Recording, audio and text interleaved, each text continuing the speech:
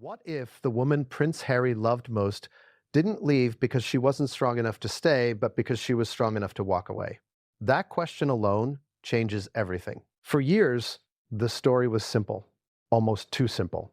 Chelsy Davy was framed as the carefree girlfriend who couldn't handle royal pressure, the fun-loving blonde who loved parties, Africa, and freedom a little too much to settle into palace life. The girl who ran when things got serious, the one who wasn't ready. Before we continue, please hit the like button, subscribe to the channel, and turn on the notification bell for updates. But what if that version of events was wrong? What if Chelsy didn't leave because she couldn't keep up, but because she refused to compete? And what if at 40 years old, with distance, clarity, and nothing left to prove, she's finally admitting the real reason she walked away from Prince Harry and cut him off for good? This isn't just a story about a breakup. It's a story about pressure, comparison, quiet emotional warfare, and a competition no one ever agreed to, but everyone was expected to play. Let me ask you something. Have you ever been in a relationship where you felt measured instead of loved? Where affection came with conditions? Where someone didn't say it out loud, but you could feel it? That's where this story really begins. Not with paparazzi flashes or royal titles, but with a subtle shift, a glance, a comment, a comparison that never needed to be spoken because it was already understood. Chelsy Davy met Prince Harry long before the world decided who he was supposed to become, before the military headlines, before the carefully managed image, before the endless speculation about the future of the monarchy. Back then, Harry wasn't a brand. He was a man. And Chelsy didn't fall in love with a prince. She fell in love with a person who laughed too loud, partied too hard, and hadn't yet learned how heavy expectations could be. Their relationship didn't start in palaces. It started in moments that felt normal, private, unscripted. And that's exactly why it mattered. Because from the very beginning, Chelsy represented something dangerous to the royal system. She was authentic. She didn't perform. She didn't calculate. She didn't shrink herself to fit a role. And in a world built on hierarchy and optics, that can be threatening. At first, the differences seemed charming, refreshing even. Chelsy wasn't trying to be royal. She wasn't polishing herself for public approval. She wasn't studying how to walk, speak, or smile in a way that would photograph well. She was just herself. And Harry loved that. But here's the part that often gets overlooked. Love doesn't exist in a vacuum, especially not when one person is surrounded by an institution that has survived for centuries by molding people into shapes that serve it best. Over time, something began to change, not dramatically, not explosively, quietly, slowly, almost invisibly. And that's the most dangerous kind of change. Chelsy began to notice things she couldn't unsee. Little comments about duty, offhand remarks about expectations, conversations that seemed innocent on the surface but carried weight underneath. The kind of weight that presses down on you when you realize love is no longer just about two people. It's about comparison, about optics, about who fits better. And then there was her, Kate Middleton. Let's be clear about one thing right now. This story is not about rivalry between women. Chelsy didn't hate Kate. She didn't envy her. She didn't resent her. What she resented was the framework, because Kate wasn't just a person. She was a benchmark, a standard, a silent measuring stick that other women were expected to line up against, whether they wanted to or not. And Chelsy never signed up for that. At first, the comparisons were indirect. She handles this so well. She understands the role. She's patient. She knows how to wait. None of these statements sound cruel on their own. In fact, they sound complimentary. But put them together over time, and they form a message that's impossible to ignore. This is what's expected. This is what works. This is what you should be. And here's where the contradiction emerges. Harry loved Chelsy because she was different, but the system around him needed her to be the same. So what happens when love pulls you one way and expectation pulls you another? Well, you start to feel tension, and tension, left unresolved, becomes pressure. Chelsy felt that pressure long before the public ever did. She felt it in the way conversations shifted, in the way silence stretched after certain comments, in the way she began to feel evaluated instead of embraced. Have you ever had that feeling that you're being graded in a relationship? That you're not just loved, you're being assessed? Chelsy didn't want to be assessed. She wanted to be chosen, and not chosen in comparison to someone else, chosen as herself. What makes this story so compelling now is timing. Why speak at 40? Why revisit something that happened years ago? Because perspective changes everything. At 40, you no longer need approval from people who never understood you. At 40, you stop rewriting your own story to make others more comfortable. At 40, you finally recognize the moments where you abandon yourself and the moments where you refuse to.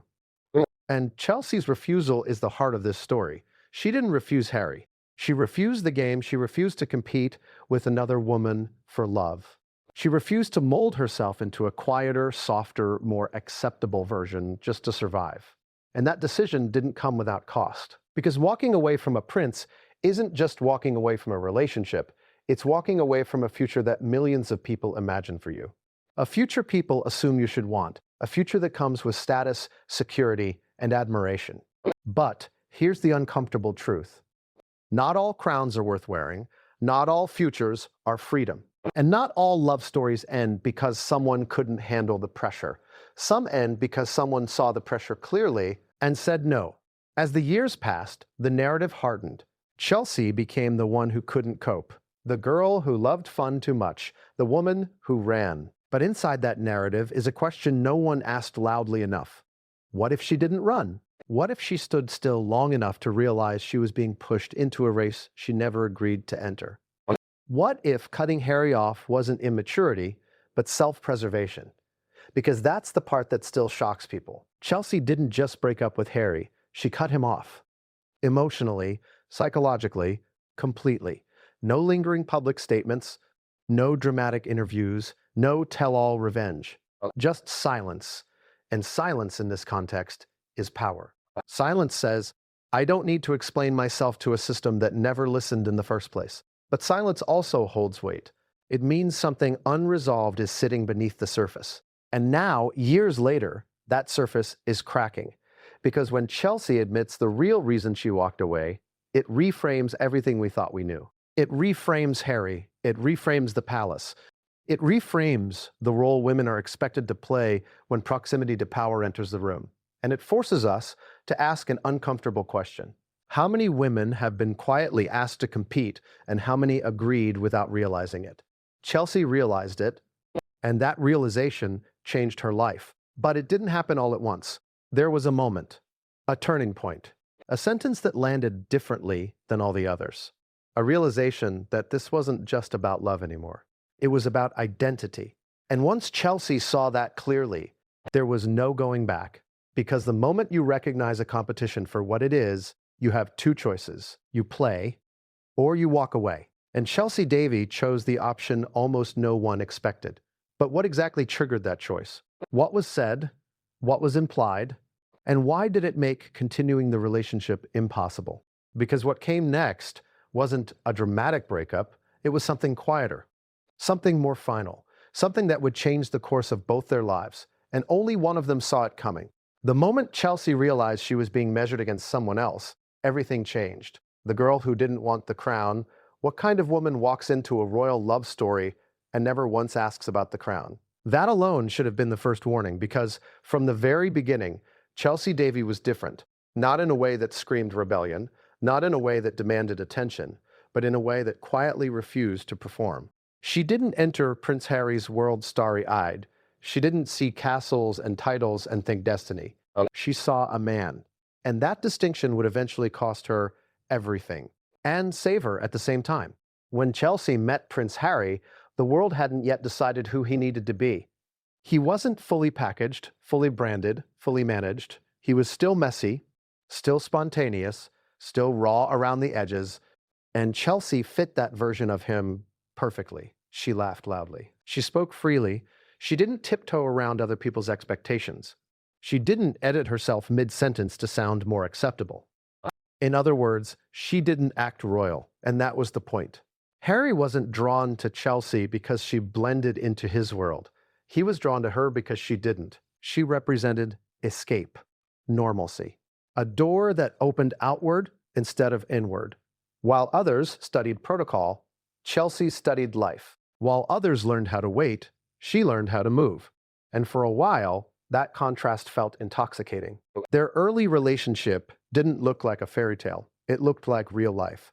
Nights out, loud music, long conversations that didn't end with conclusions, only laughter, moments that felt unsupervised. Harry wasn't Prince Harry with Chelsea. He was just Harry. And Chelsea never asked him to be anything else. But here's the contradiction most people miss. The very thing that made Chelsea irresistible to Harry made her incompatible with the system surrounding him. Because the monarchy doesn't fall in love with people, it absorbs them. And Chelsea had no interest in being absorbed. She wasn't raised to shrink herself for institutions. She wasn't taught to silence discomfort for appearances. She didn't believe love meant obedience. So while the public framed her as carefree, insiders began to notice something else. She wasn't malleable. She didn't adjust quickly. She didn't instinctively ask, "Is this okay?" She asked, "Does this make sense?" And that's dangerous in a world built on tradition. Let me ask you something. Have you ever been labeled too much simply because you refused to become less? That's how Chelsea was seen, not openly criticized, just quietly categorized. She wasn't difficult. She was different. And difference is tolerated only temporarily when it comes to royalty. At first, the palace atmosphere felt distant to Chelsea, like a backdrop rather than a force. She didn't live inside it. She orbited around it. She came and went. She maintained her own rhythm. That independence was refreshing to Harry, but it also created friction. Because the closer their relationship moved towards seriousness, the louder the unspoken questions became. Is she ready? Will she adapt? Can she handle what comes next? Chelsea could feel those questions without anyone ever asking them out loud. She felt them in pauses, in looks exchanged between other people, in the way conversations changed when she entered a room. She felt it when expectations were framed as concerns, and concerns, when repeated enough, become pressure. Still, she stayed, not because she was chasing a role, but because she loved Harry. And love has a way of convincing you that clarity will arrive later. That compromise will feel mutual, that things will naturally resolve. But clarity doesn't always arrive as a revelation. Sometimes it arrives as discomfort. Chelsea began to notice how often she was praised for not being like other women. At first, it felt flattering. You're so easygoing. You're not like the rest. You don't make things complicated. But then she noticed something else. Those compliments came with an expiration date, because being easygoing is only appreciated until seriousness enters the room. And when seriousness arrived, the language changed. Suddenly, being relaxed was reframed as being unprepared. Being independent was reframed as being unreliable. Being outspoken was reframed as being unsuitable. And Chelsea didn't miss the shift. She just didn't react to it the way people expected. Instead of scrambling to prove herself, she questioned the premise. Why should love require a transformation? Why should commitment demand self-erasure? Why should a relationship feel like a test? These weren't questions Harry wanted to answer yet. Because Harry was still learning how to balance who he was with who he was expected to become. And Chelsea was standing right at the fault line. 1 foot in love, 1 foot outside the institution. And the ground beneath her was starting to shake. Publicly, the narrative remained light. Party girl, free spirit, not cut out for royal life. But privately, Chelsea was becoming more aware of the emotional math happening around her. She was being weighed, measured, not just against expectations, but against examples. Examples of women who waited patiently, women who endured quietly, women who understood that silence was currency, women who didn't ask to be chosen, they positioned themselves to be acceptable. And Chelsea didn't want that. She never wanted to be acceptable. She wanted to be loved. That distinction matters. Because once you realize you're being prepared for a role instead of embraced as a person, something inside you resists. You can feel it physically, a tightening, a fatigue, a sense that no amount of effort will ever be enough, because the finish line keeps moving.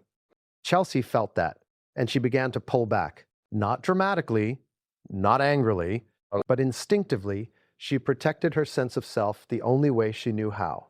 By not fully surrendering it. That's when cracks began to appear in the relationship. Harry felt the distance, but misread its cause. He thought Chelsea was afraid. He thought she was hesitant. He thought she needed reassurance. What he didn't realize was that she was already reassured, just not in the way he assumed. She was reassured that she didn't want to live her life on someone else's terms. And that realization is both freeing and terrifying, because it forces you to confront an uncomfortable truth. Love alone may not be enough, not when love exists inside a system that demands comparison. Chelsy didn't articulate this in speeches. She didn't frame it as a philosophical stance. She felt it, and feelings, when ignored, become decisions. By the time others began whispering that she wasn't ready, Chelsy had already reached a deeper conclusion. She wasn't unwilling. She was unwilling to compete. And that difference would define everything that came next. Because competition doesn't start with rivalry. It starts with comparison. And comparison, once introduced into love, changes its shape. Chelsy sensed that change before anyone else did. She sensed it before headlines, before narratives, before the world decided she was the problem. And she stood at a crossroads few people ever see clearly. Become something else, or remain herself. Stay or step away. Play the game or refuse the board entirely. At that point, she didn't know which choice she would make. But she knew one thing with certainty. If love required her to compete with another woman, even silently, it was already losing its meaning. And soon, that silent competition would no longer stay silent, because there would come a moment, a comment, a comparison, a line that crossed from implication into clarity. A moment where Chelsy would realize this wasn't just pressure from the outside anymore. It was coming from the person she loved. And once that happened, there would be no pretending things could go back to the way they were. Because when love starts sounding like evaluation, something breaks. And that break would lead directly to the moment Chelsy stopped trying and started choosing herself.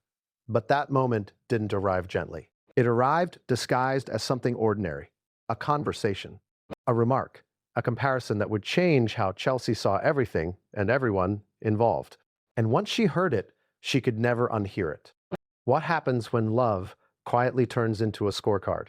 Not overnight, not with an argument, not with raised voices or slammed doors, but slowly, suddenly, almost politely. So polite, in fact, that you don't even realize you're being ranked until you're already losing. That's the part people never talk about, because by the time Chelsy Davy understood what was happening, the rules had already been written, and she hadn't agreed to a single one. At first, nothing felt hostile. There was no villain, no dramatic confrontation, no ultimatum. Just conversations that left her uneasy, conversations that sounded harmless, but felt heavy. Harry would talk about the future in vague terms, not plans, expectations, what life might look like, what would be required, what worked. And that word, worked, started showing up more and more, as if love were a system, as if relationships succeeded because they followed a proven formula. Chelsy listened. She always listened.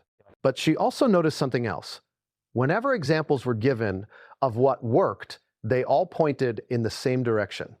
Quiet strength, patience, endurance, a willingness to wait without complaint. None of these traits are bad on their own, but they become dangerous when they're presented as prerequisites for love.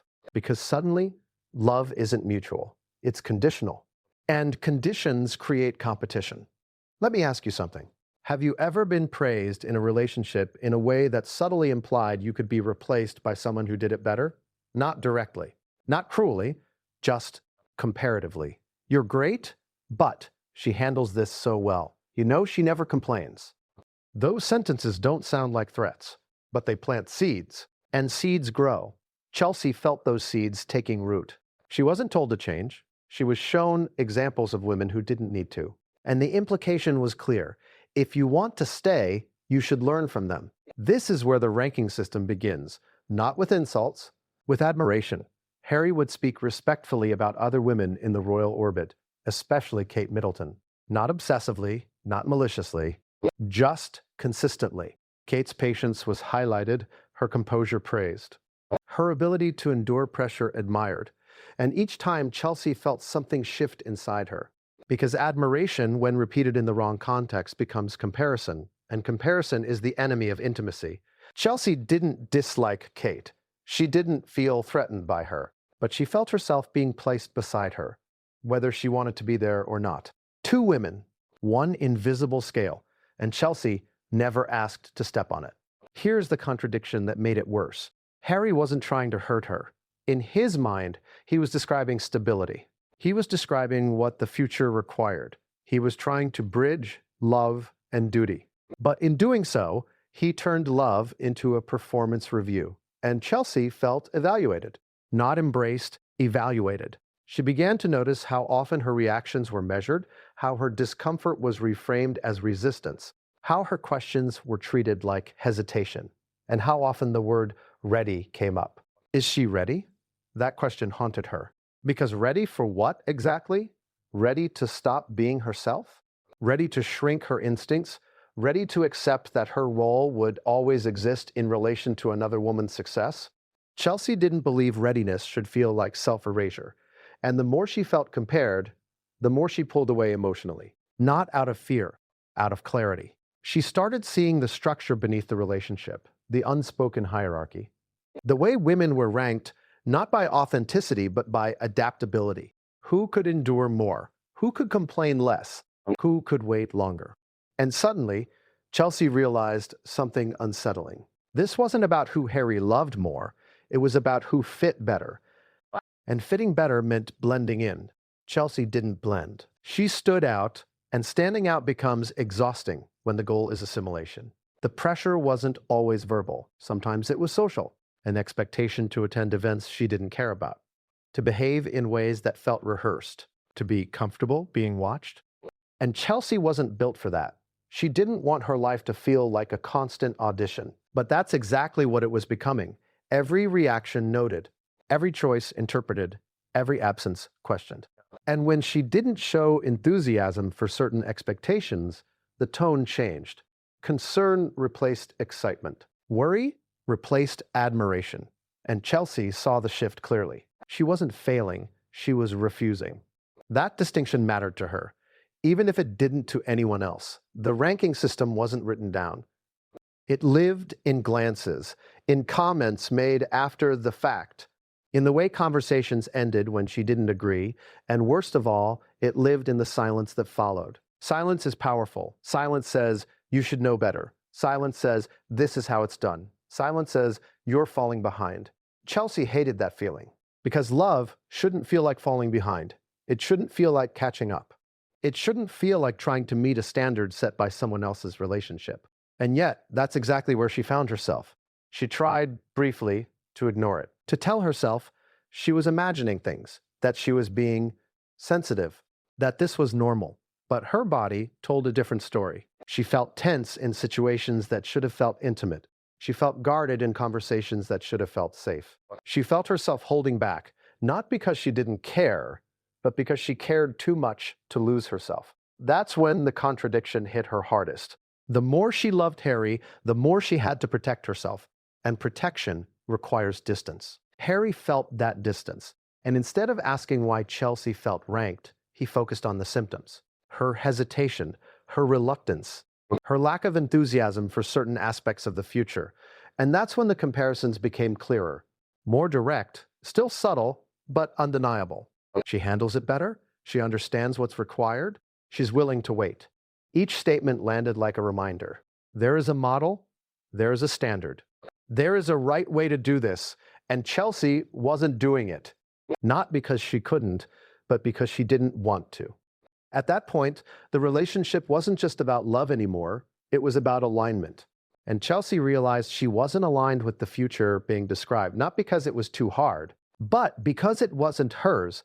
This is the part people misunderstand. Chelsy didn't feel inferior. She felt incompatible. And incompatibility doesn't mean failure. It means honesty. But honesty is uncomfortable when everyone else is invested in the outcome. When the world expects you to want something. When people assume you'll adapt eventually, Chelsy saw the road ahead clearly. A life of constant comparison, of measured reactions, of being praised only when she mirrored someone else's choices. And she asked herself a question that changed everything. If I stay, who do I become? And more importantly, who do I stop being? That question didn't have an easy answer. but it had a clear implication. Love should not require competition. And if it does, something is already broken. Chelsy didn't announce this realization. She didn't issue a warning. She absorbed it quietly. And that quiet understanding became the turning point. Because once you see the ranking system, you can't unsee it. And once you refuse to compete, the system has only one response. It pushes harder. And that push would come soon, in the form of a sentence that crossed the line from implication into truth. A sentence that confirmed Chelsy's worst fear. A sentence that didn't come from the palace. It came from Harry himself, and when she heard it, the relationship shifted permanently. Because when comparison enters love through the voice of the person you trust most, there's no pretending it was never there, and that moment was closer than anyone realized. The shadow of Kate. What happens when a woman becomes a standard instead of a person, not a rival? Not an enemy, a benchmark. That's the moment love stops being personal and starts becoming positional.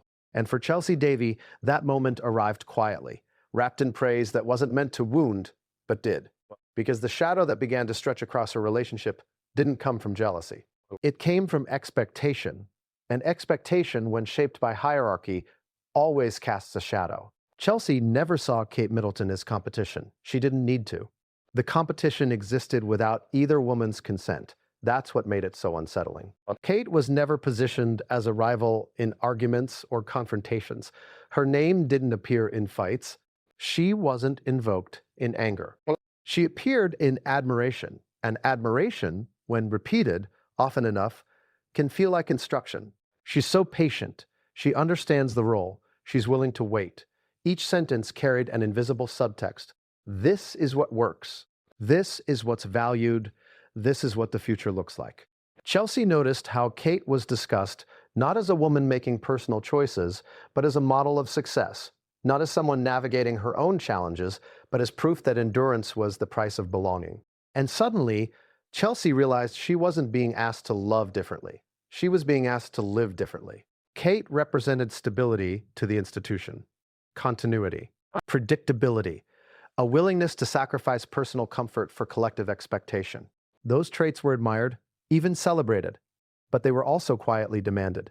Chelsy didn't reject Kate as a person. She rejected the idea that womanhood inside this world had a single acceptable shape. Let me ask you something. Have you ever felt like you were being compared to someone who didn't even know you were in the same race? That's how this felt. Chelsy wasn't competing against Kate. She was being measured against a template. And templates don't care about individuality. They care about fit. Chelsy's instincts were loud. She questioned things. She expressed discomfort openly. She valued autonomy over appearance. And those instincts clashed with a system that prized restraint. The more she noticed this, the more she realized something critical. The admiration of Kate wasn't about Kate. It was about compliance. And compliance, when framed as virtue, becomes expectation. Harry didn't intend to weaponize these comparisons. But intention doesn't erase impact. He spoke about Kate as an example of what enduring pressure looked like. He spoke about her patience as something admirable. He spoke about her willingness to wait as proof of commitment. And every time he did, Chelsy felt the ground shift slightly beneath her feet. Because waiting wasn't something Chelsy valued. She valued movement. She valued agency. She valued living now, not positioning herself for later. And that difference was no longer just personal preference. It was ideological. Kate was praised for enduring the system. Chelsy was quietly criticized for resisting it. And resistance in that environment is often framed as immaturity. She's not ready. That phrase hung in the air more than once, not always spoken directly. Sometimes implied, sometimes softened, but always present. Ready for what? Chelsy asked herself that question repeatedly. Ready to disappear?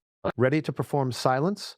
Ready to accept that her identity would be shaped by comparison rather than choice? The more she examined it, the clearer it became. This wasn't about her loving Harry more or less than Kate loved William. It was about whether she was willing to subordinate herself to the same structure. And Chelsy wasn't. She didn't see love as a test of endurance.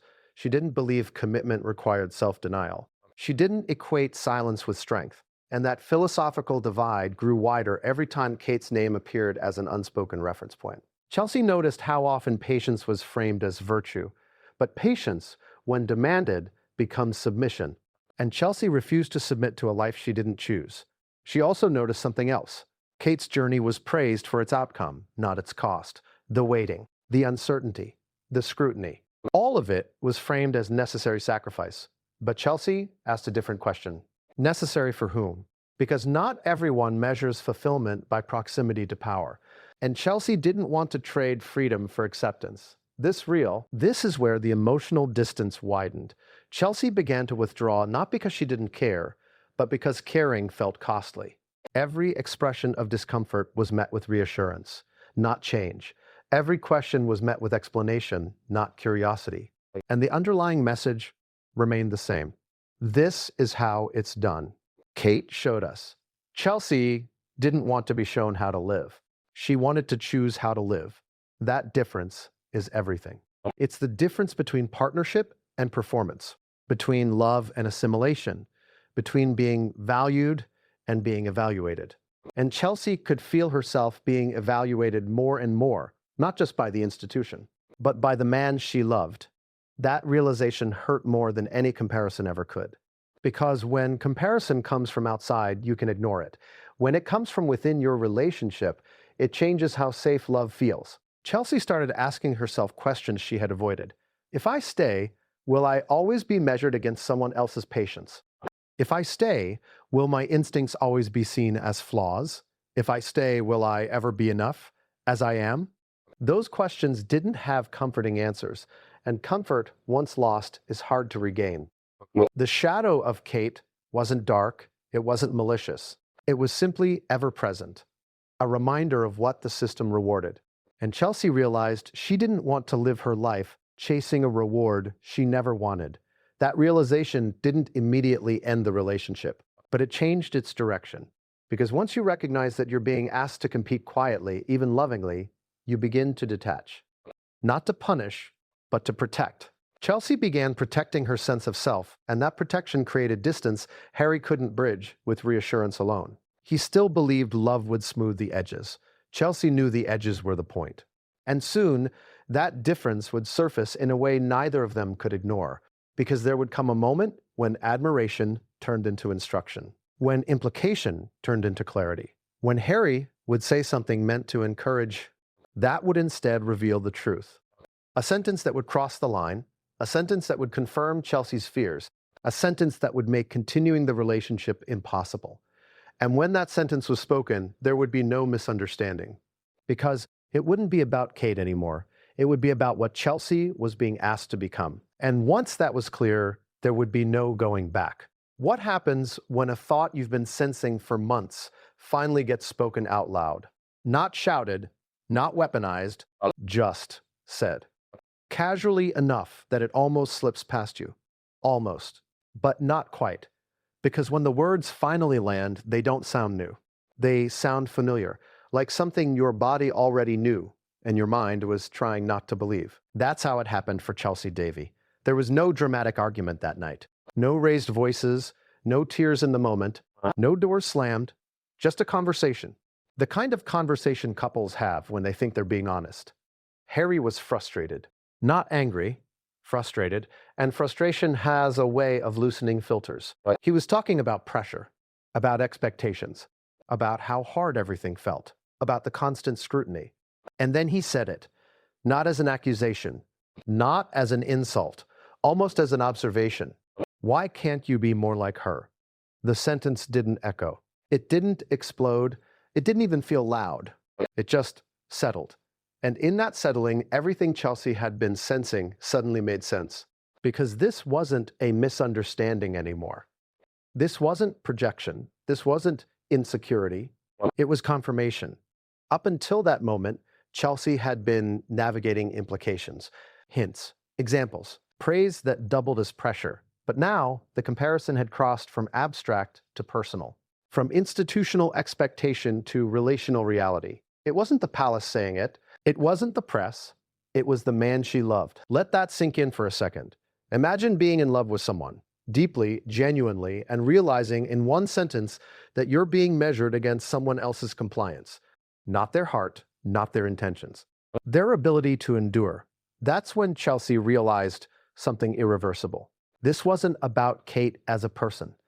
It never had been. It was about what Kate symbolized: patience, silence, adaptation, waiting. And in that moment, Chelsy understood that what Harry was really saying wasn't be like her, it was be easier, be quieter, be less resistant, be less you. The sentence didn't feel cruel. That's what made it devastating. Cruelty can be dismissed. Honesty, when it reveals something you can't accept, changes everything. Chelsy didn't argue. She didn't defend herself. She didn't list reasons. She didn't counter with comparisons of her own. She just felt something inside her click into place. Because once the comparison was spoken, the ambiguity was gone. And ambiguity had been the only thing keeping the relationship intact. Harry noticed the shift immediately. Her silence, her stillness. The way she didn't lean in emotionally the way she used to, but he misunderstood it. He thought she was hurt. What he didn't realize was that she was done negotiating her identity. Chelsy wasn't offended by the comparison. She was liberated by it, because now she knew the truth. She wasn't failing at the relationship. She was refusing the role, and those are not the same thing. Let me ask you something. Have you ever had a moment where someone said something so casually, so honestly, that it instantly clarified everything you'd been confused about? That's what this was. A moment of clarity disguised as criticism. A realization disguised as advice. Chelsy had spent months trying to understand why she felt increasingly disconnected. Why she felt like she was always bracing herself. Why love had started to feel like effort instead of safety. And in one sentence, it all aligned. She wasn't being loved for who she was. She was being loved with conditions attached, conditions she had no interest in meeting. What hurt most wasn't the comparison. It was the assumption behind it, the assumption that she should want to change, that the problem wasn't the system. It was her resistance to it. That love meant adaptation, not acceptance. Chelsy had never asked Harry to be someone else. She had never asked him to suppress parts of himself to fit her world. And suddenly, she realized the imbalance. She was expected to adjust. He was expected to endure. That difference mattered. Because endurance and adjustment are not neutral. They require sacrifice. And Chelsy was being asked to sacrifice something fundamental: her autonomy, her voice, her instincts, her sense of self. The sentence lingered in the days that followed. Not because Harry repeated it, but because Chelsy couldn't forget it. She replayed it in quiet moments, not with anger, with curiosity. What else had been left unsaid? What other expectations had been silently building? How long had this comparison been shaping their dynamic? And how long had she been trying to ignore it? Chelsy realized something else too. Harry wasn't asking her to be like Kate because he didn't love Chelsy. He was asking because he felt trapped between two worlds. And instead of questioning the world, he was questioning her. That realization didn't make her angry. It made her sad, because it meant love wasn't the problem. Alignment was. Harry needed someone who could live inside that system without fighting it. Chelsy needed a life where she didn't have to justify her discomfort. Those needs were incompatible. And incompatibility doesn't mean either person is wrong. It means the relationship cannot survive without someone losing themselves. Chelsy wasn't willing to be that someone. After that conversation, she began to emotionally disengage. Not abruptly, gradually. She stopped explaining herself. She stopped trying to be understood.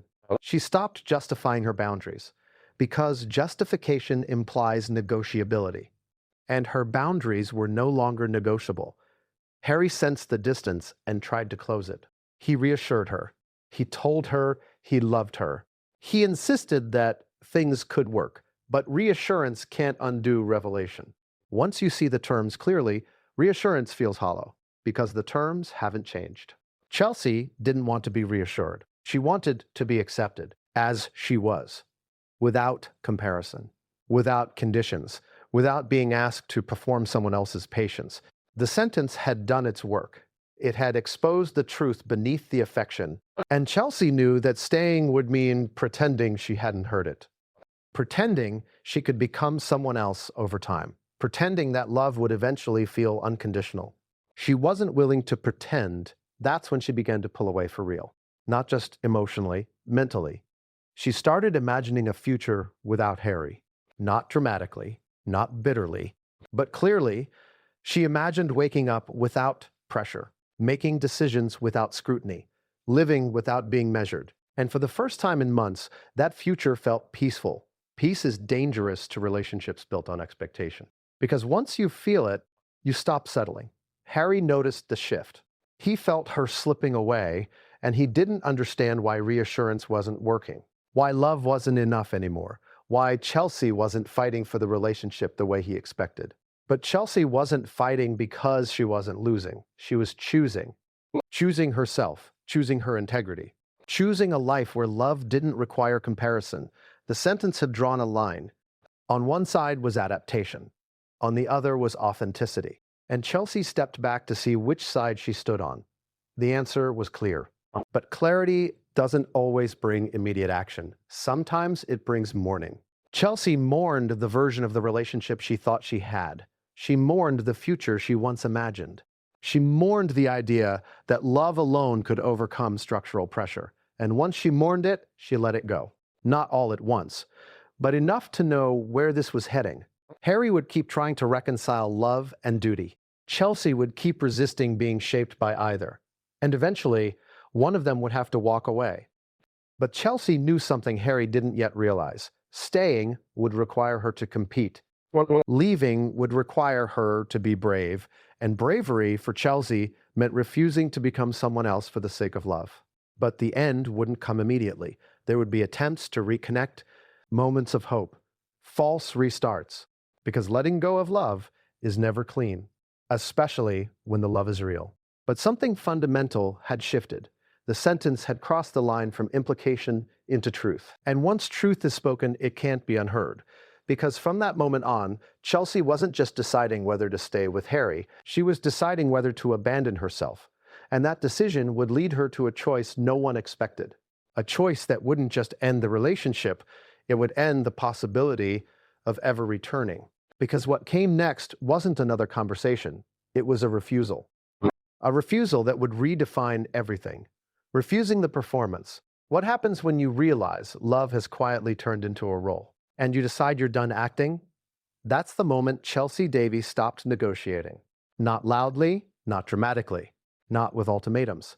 She stopped performing. And that choice, subtle, internal, irrevocable, was the most dangerous thing she could have done inside a world built on performance.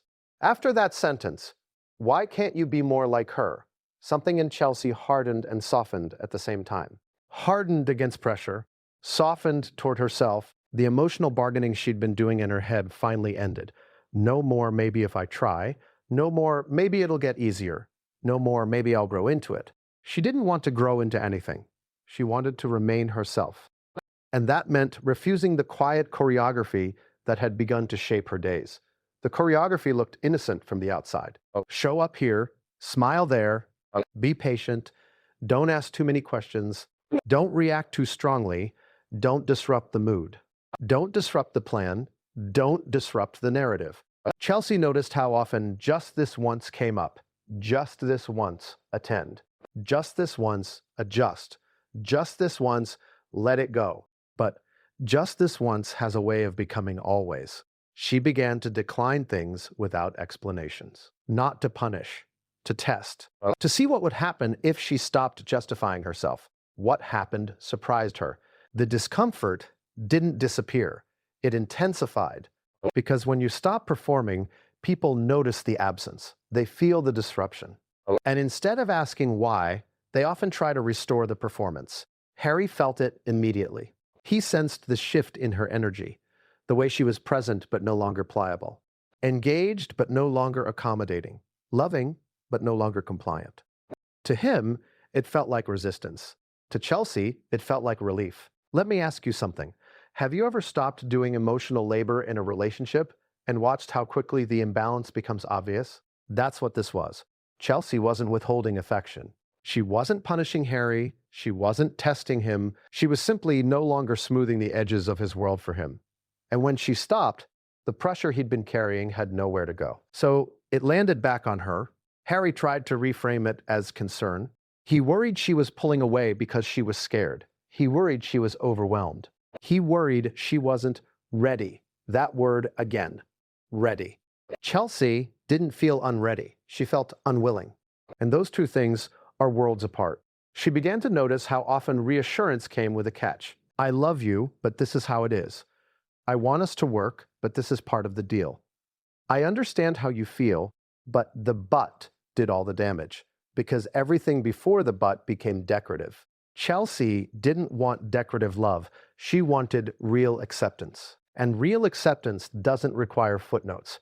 She refused to rehearse reactions. She refused to downplay discomfort. She refused to present herself as low maintenance when the maintenance required was her silence. This refusal didn't look rebellious. It looked calm. And calm refusal is unsettling. It doesn't give people anything to argue with. Harry tried to pull her back into negotiation. He talked about compromise, about time, about patience. But compromise implies mutual sacrifice. And Chelsy realized she was the only one being asked to change. Not fundamentally, not openly, incrementally, piece by piece. That's how self-amazure usually happens. Not in one dramatic moment, but in a series of small concessions that feel reasonable on their own. Chelsy stopped making those concessions. And something else became clear. The relationship worked best when she minimized herself. When she was agreeable, flexible, easy. But the moment she asserted her boundaries, the friction returned. That told her everything she needed to know. Love that depends on your compliance isn't love. It's conditional belonging. And Chelsy didn't want to belong that way. She began to emotionally step back, not because she didn't care, but because she cared enough to protect herself. Harry felt the distance and misread it as withdrawal. He tried harder, more reassurance, more promises, more talk of the future, but the future he described still required her transformation, and Chelsy wasn't interested in becoming an example of endurance. She didn't want to be praised later for how much she tolerated. She wanted to be respected now for who she was. That's when she understood something that would change her permanently. If she stayed, she would be applauded for surviving. If she left, she would be criticized for refusing, and she preferred criticism over erasure. The refusal wasn't loud, but it was firm. She stopped pretending excitement, stopped smoothing conversations, stopped shrinking reactions. She showed up as herself and watched how the system responded. It responded with discomfort, with subtle disappointment, with the implication that she was making things harder than they needed to be. But Chelsy asked a different question. Harder for whom? Harder for her, or harder for the narrative? That distinction mattered. She began to imagine a life where her instincts weren't treated as obstacles, a life where love didn't require adaptation to someone else's expectations. And once she imagined it, staying became harder than leaving. Harry still believed love would bridge the gap. He believed time would soften her resistance. He believed she would eventually see that the performance was necessary. What he didn't understand was that Chelsy wasn't resisting him. She was resisting the role. And roles don't negotiate, they demand. Chelsy's refusal wasn't dramatic enough to be called rebellion, but it was consistent. And consistency is powerful. It forces clarity. The relationship reached a strange quiet. No explosions, no public fallout, just a growing recognition that something essential no longer aligned.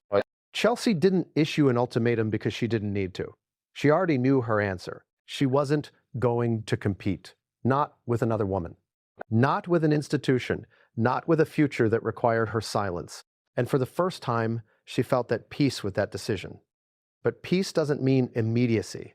Letting go of real love takes time, especially when the bond is emotional, not just romantic. There would be returns, reconnections, moments where it felt possible again, because endings are rarely clean when feelings are genuine. But something had fundamentally shifted.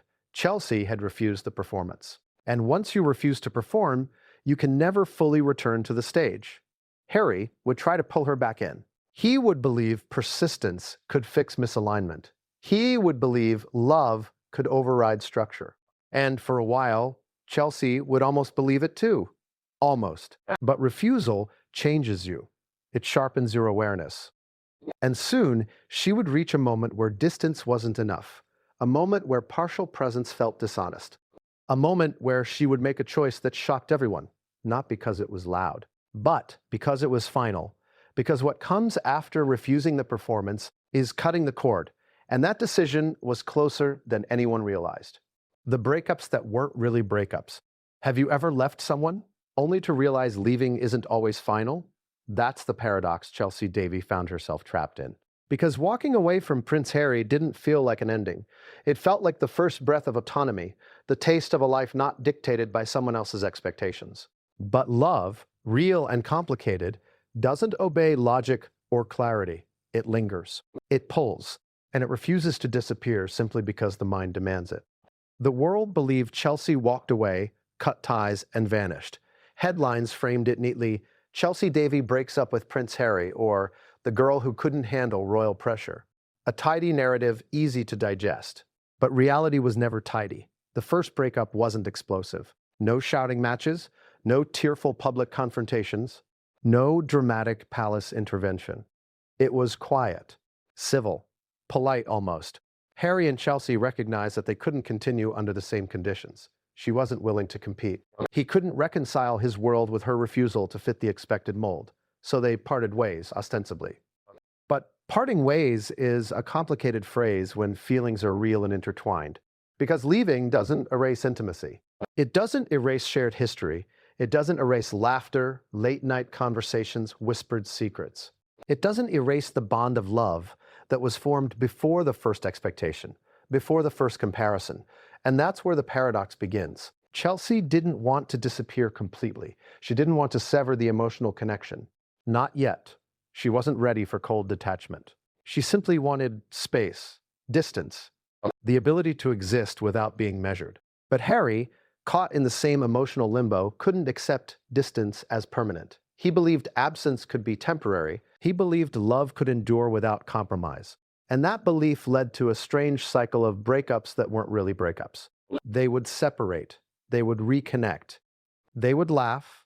They would attempt intimacy. And then the underlying tension would surface again. Every interaction carried subtle reminders.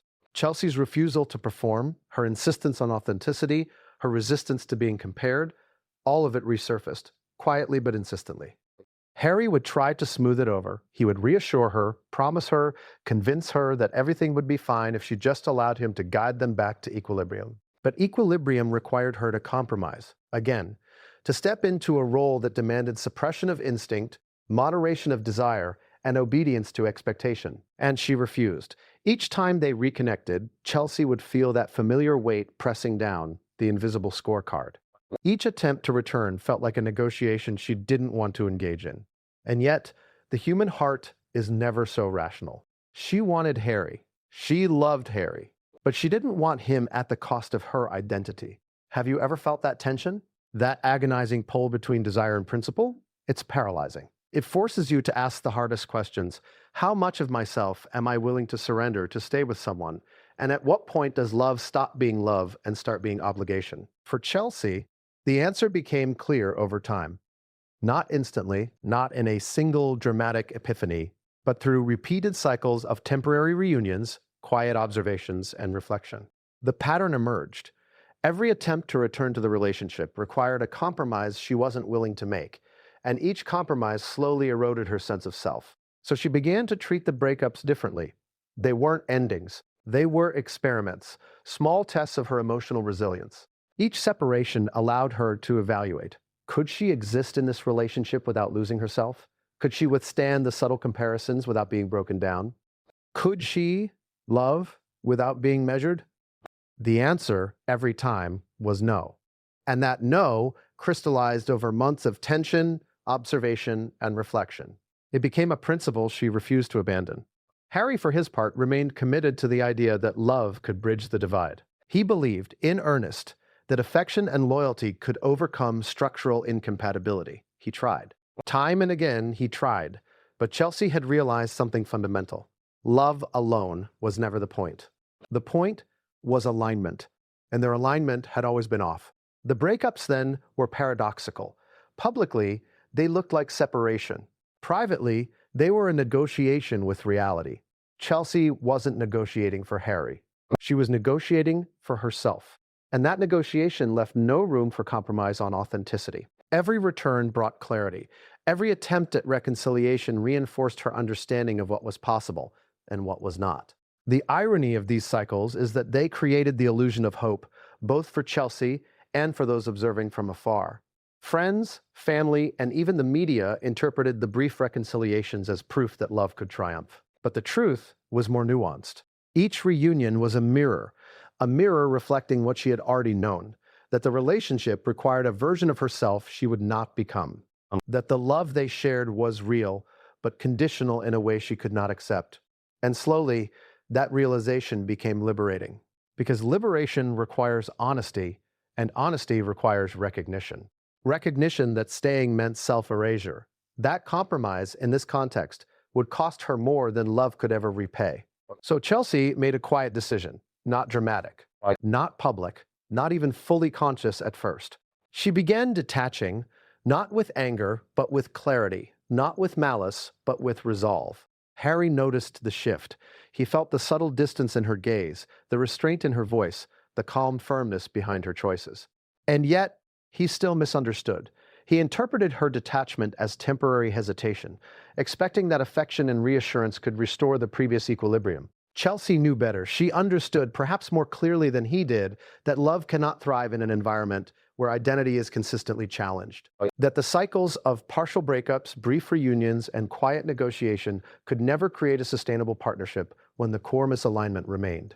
That is why Chelsy ultimately resolved, the next time she disengaged, it would be permanent. The next separation would not be a test. It would be final, but that final choice would not come instantly. It would be preceded by months of observation, reflection, and emotional calibration.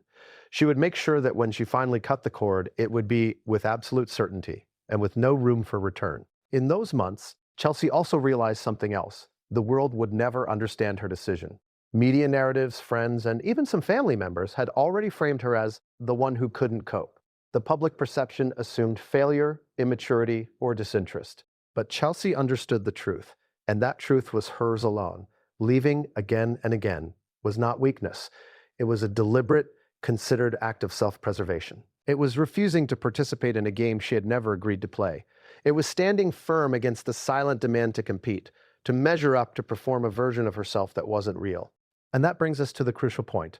By the time Chelsy finally made the permanent decision, it was not impulsive. It was the culmination of repeated cycles, subtle observations, and deep reflection. It was the moment when she chose herself over the system, her integrity over the illusion of permanence, and her identity over conditional love. But the permanent disengagement wasn't the end. It was only the beginning of something far more profound: emotional liberation, clarity, and the power to define her own life on her terms. And yet, the story doesn't end here, because even as Chelsy stepped back and solidified her decision, Harry remained an unavoidable presence, a memory, a connection, a tension that would shape the next chapter of her life. What she realized, and what the audience must understand, is that sometimes the bravest acts of love are the ones that involve leaving, not out of anger, not out of bitterness, but because leaving is the only way to preserve the essence of who you are. And that is exactly what Chelsy did. The final line she wouldn't cross. There comes a moment in every relationship when you realize the line between compromise and self-erasure has been crossed. A line that no amount of love, loyalty, or nostalgia can undo. For Chelsy Davy, that line arrived quietly, unexpectedly, but with the clarity of inevitability. It wasn't the first time she'd felt pressure, been compared, or questioned her place in Prince Harry's life. She had endured months of subtle tests, glances that measured, words that implied, silences that judged. She had walked away before, tentatively, repeatedly. She had returned, cautiously, with hope. She had learned, painfully, that the system of comparison wasn't abstract. It was alive, breathing in their interactions, shaping every word, every decision, every pause. But this time was different. It wasn't a question. It wasn't a suggestion. It wasn't even phrased as criticism. It was a statement, and it hit with precision. Chelsy realized instantly that it wasn't about what she had done or failed to do. It wasn't about a single action or misstep. It was about expectation itself, the expectation that she would continue to shrink, to adjust, to fit a role she had never agreed to play. The statement was simple, almost casual, but its implication was seismic. It told her that if she wanted to stay, she would need to abandon parts of herself permanently. That her instincts, her voice, her choices, everything that made her Chelsy, were negotiable, disposable, and secondary. And in that moment, she understood something she had only felt before. That feeling of pressure, of being measured, of being evaluated silently, it wasn't going away. Because she wasn't dealing with one man's love anymore. She was dealing with an entire system, a network of expectations, a framework that had always existed around Harry, and the framework had never accommodated her. Chelsy didn't argue, she didn't plead, she didn't negotiate, she simply listened and heard clearly for the first time what she had been sensing for months, that the line she would not cross had been crossed. The line wasn't about Kate. It wasn't about comparisons or social positioning. It was about something far more personal, the integrity of her own identity. Have you ever been asked, subtly or overtly, to change the core of who you are for?